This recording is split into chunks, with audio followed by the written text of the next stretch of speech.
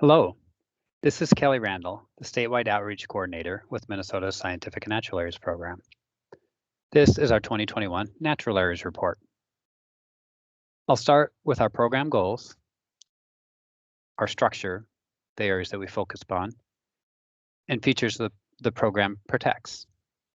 Then I'll give a snapshot of current protected lands, our staff, and a few examples of Minnesota SNAs. Finally, I'll cover a few recent challenges and wins. The primary goal of Minnesota's Scientific Natural Area Program is to ensure that Minnesota's natural heritage is not lost from any ecological region of the state. A secondary goal is to provide compatible nature-based recreation, education, and scientific research opportunities. We focus those goals on the following: scientific and natural areas, which are exceptional public lands where native plants and animals flourish, where rare species are protected, and where we can know and study Minnesota's fascinating natural features. Native prairie banks. These are conservation easements on private lands.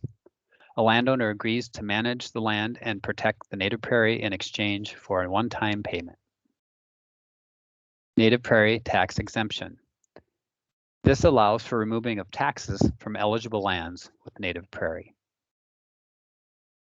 Natural Areas Registry. These agreements are for managing public lands at all levels and that contain exceptional natural features. Next, the natural features that we preserve. These include rare species, such as the five-line skink seen here, relict flora or fauna, butterwort is the example seen, and undisturbed plant communities, such as dry oak savanna. We also preserve geological formations and fossil evidence, seasonal wildlife concentrations, such as nesting habitats, and successional processes. There are over 168 scientific and natural areas that protect over 192,000 acres, and 162 native prairie bank easements protecting over 14,250 acres of prairie. Also, 350 native prairie bank exemptions,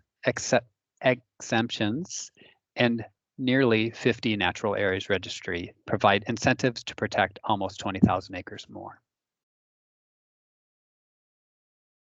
We have 31 scientific and natural area program staff working statewide in Minnesota. We have around 170 volunteer site stewards that make observations and assist with management tasks on about 140 of our sites. And we have many more volunteers that participate in stewardship events throughout each year. Now for a snapshot of natural areas the program protects, such as world-class peatlands. This is the Red Lake Peatland SNA in northern Minnesota.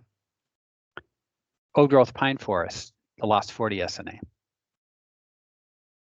Lake Superior Cobble Beach. This is Iona's Beach on the north shore of Lake Superior.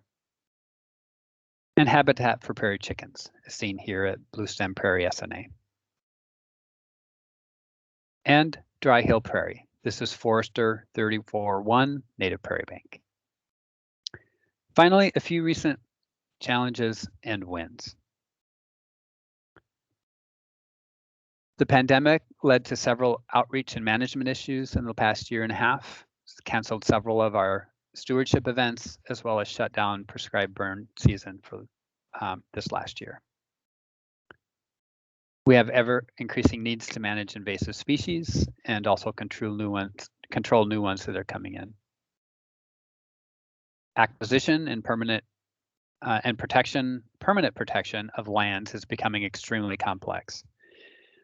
As an example, 8 acquired parcels are still awaiting official designation in 2021. There's been a state hiring freeze that's created staff and contractor shortages. 6 staff positions remain vacant in 2021. And public use conflicts continue to be on the rise. We are seeing more illegal dumping and vandalism at our sites. Some wins. Each year since 2010, An average of nearly 600 acres have been added to native prairie bank easements. Nearly 3,500 species observations were made the past 2 years during SNA self-guided bioblitzes, where visitors can come to our sites and make observations, see what sites or see what species are out there, and report those to us. Those have been fairly popular public events for us.